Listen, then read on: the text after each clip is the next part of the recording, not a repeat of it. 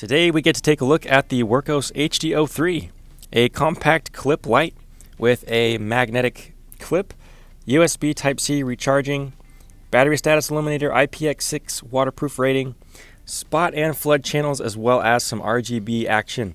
We're going to go over all the features, specifications, beam shots, and I give you my own 2 cents on this flashlight as well. If you're new here, welcome, and if you're returning, welcome back. If I provide any value, I would really greatly appreciate it if you could hit the like button and subscribe. It does help me quite a bit. We're going to check out the beam shots of the flood channel first. And I got to say, this flood channel is my favorite feature of this flashlight. It's excellent. The beam pattern gives you almost 180 degrees of light.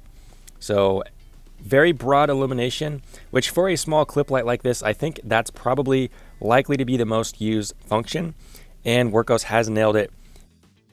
You get a 1 lumen moonlight mode, a 15 lumen low mode, a 75 lumen medium mode, a 150 lumen high mode, and turbo tops out at 320 lumens.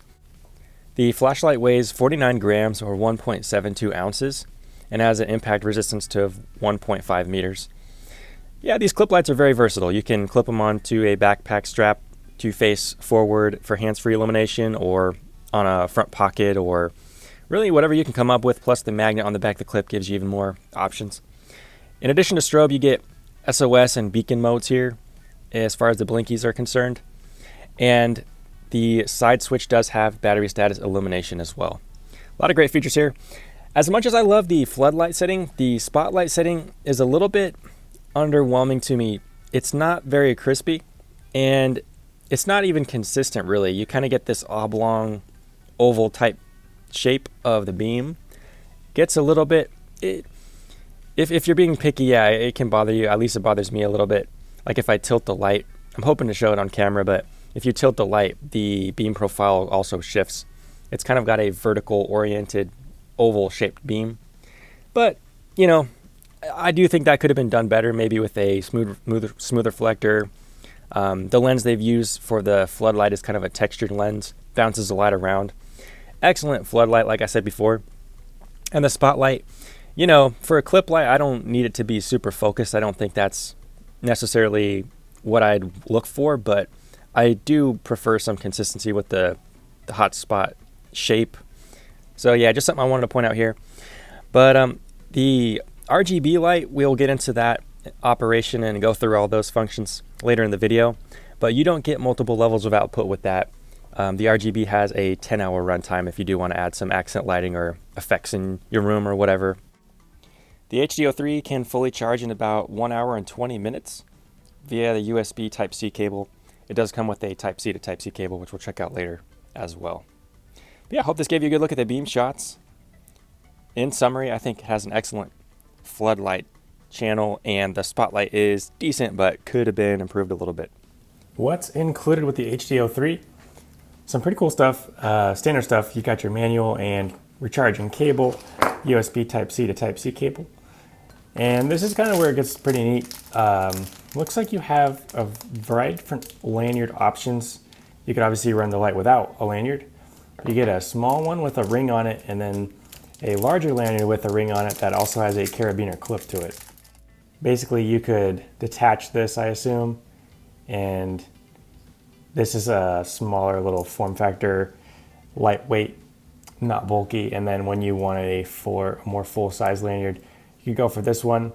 Doesn't look like you could fit a wrist through here, but maybe this is just for attaching somewhere else, and then you could detach it when you need to take the light separately. Maybe that's what the purpose of this is for. But yeah, I like to see things like this come with flashlights because it's just more options ultimately for the consumer. User interface of the HD03. For the white light settings, if you're familiar with modern flashlights, you're going to pick this up very quickly. Basically, there's only one switch on the light here on the side, and you have a toggle on this other side.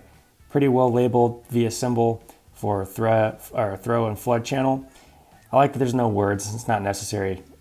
And then yeah, you have this switch here. From off, if you want to place the flashlight in lockout mode, you're going to triple click the switch. You get 2 blinks to let you know you have locked the flashlight out. Now whenever you try to turn it on, it's not going to turn on. You're just going to get the blinks to remind you it's locked out. But if you want to use low mode in a momentary fashion, you can hold this switch down when the HD03 is in lockout mode. So if you just need a little bit of light for a little while, this is a good way to do it. Then you can release and it's back in lockout. To unlock the flashlight, it's the same triple click. And now you're in business. From here, same as other modern flashlights, if you hold the switch down from off, you're gonna get the lowest possible output. You got moonlight mode here, really nice low level of light. Holding down the switch from here will cycle you up in output. And you can release when you wanna stop on any output that you desire. So pretty crazy. Crazy bright how this thing can get based on its size. So I gotta love that. Hold it down, we'll drop back. And then as you saw here, this toggle, we were on the throw channel. If you just click it down, you're gonna be in the flood channel. And the operation of that's exact same. The HD03 does not have mode memory, at least I don't think it does, because whenever I try to, let's say we wanna memorize this level of output right here, it's gonna get familiar with that. If we turn the light off, wait a few seconds and turn it back on, we're getting a different output here. So I don't think this flashlight has mode memory. Not a deal breaker. It does, however, memorize some of the RGB stuff I'm gonna get into next here. You do have strobe and beacon and SOS with this flashlight as well. So let me just demonstrate that real quick.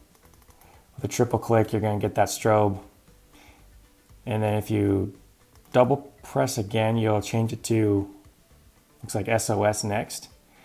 And if we double click again, I think this is just gonna be like a beacon. So you can really extend your battery life by using this mode if you need to alert somebody, God forbid if you're in a bad situation. But yeah, so it's got those three modes as well. Onto the RGB. So how you're gonna access that menu is from off, you're gonna double click the switch. And from here you get, I have this on like kind of orange, that's where I liked it.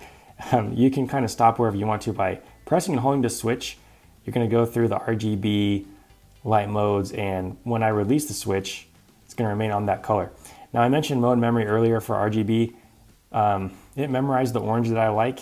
It'll also memorize this blue, so if you turn this off, and then obviously a single press is gonna get you into the white light settings, but if you wanna go back into RGB, from off, double tap, and it's gonna memorize that same blue you had. So whatever color it is that you want on the RGB, it can memorize that. When you're in the RGB menu, double click is going to bring you through a variety of other cadences. So there's like a blinking. Let's see what's next. Flashing. Kind of like a transition. It's like a party type thing going on here. Maybe you can see it on my hand better.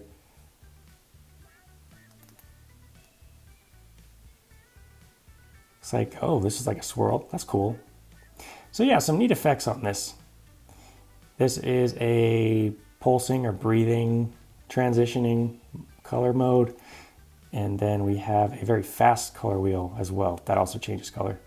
So interesting stuff on this. Don't know how much I'd use this personally, but I think getting to that light tone that you like, whether it's red or an incandescent type yellow or orange light, that's pretty nice. And it is actually kind of hard to stop it right where you want it. So if I wanted red, I'm gonna try to get there to it. Sorry, I didn't turn this off. Let's try to get back here. Yeah, it's easy to kind of skip over what it is that you're looking for exactly because it kind of happens quickly. But you know, you can get the type of light tone you want. So if you want this to have a red light setting, you can kind of set it up to do that in a way. So yeah, that's the gist of the user interface of the HD03.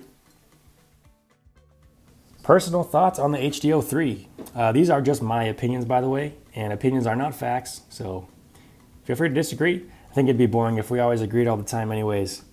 But yeah, this just seems to me like they brought a clip light out in light of what Olight was doing, and they did change it. You know, they added their own Wurkkos flavor to it. So it's not the same flashlight, I'm not saying that at all. But I mean, you look at this thing, like the rounded edges, the kind of chamfered, I think that's what it's called, edges here. I mean, the clips.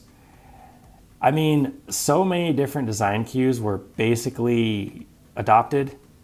Some say stolen, some say adopted. You be the judge, but yeah, I mean, it just seems like they add RGB to this and have their own version of the clip light that Olight has found some success with. And I'm gonna be honest, like, this is the better flashlight in my opinion, the Olight O-Clip Pro or O-Clip Ultra, whatever. This one, the hinge is toward the head here, so you have to kind of pinch the bezel. It's a bit awkward, whereas this one, you pinch here at the end. I like that a lot better. For me, I don't really need the RGB stuff. I can't deny that it's pretty well done on this HD03. The effects are cool, the transitions are good, that color wheel effect is pretty cool. But yeah, I mean, I don't need that stuff myself, so to be fair, I don't actually use red light much myself either, but the spot and flood, good on this. I think the spot on this is much better. It's a crisper hot spot. This one kind of had that oblong hot spot that kind of like shifts when you tilt the light. Just not quite as good in my opinion. But yeah, that's kind of my thoughts on the HD03 versus O-Clip Pro. I made a short video about the unboxing experience of these two. It's nearly identical. So that's just more case in point that this is pretty much just Wurkkos' version of the O-Clip Pro or Ultra, whatever you want to say. But yeah, I mean, is it a cool product? Yes, it is. I think so. And is it functional? Yes. Gripe I have that is shared between the O-Clip series and the HD03 is the built-in battery. Don't love those, but you know what? I understand that I probably have some kind of mental hang-up that may or may not be rational when it comes to built-in batteries. I am, after all, filming this on an iPhone with a built-in battery and so on and so forth. But yeah, there's sadly not a lot of alternatives to using built-in batteries anymore. I just like the right of repair. But in any case, these companies have warranties, so it is what it is. But yeah, HD03 from Wurkkos. Let me know your thoughts, more importantly than mine, on this flashlight. What do you think of it? Does it represent a good value? Yeah. Good to see variations on the market in a similar form factor at the very least, so that's good. But yeah, that's the HD03 and my thoughts on it. Thanks so much for watching. I hope you have a good rest of your day, and God bless. Take care. Bye.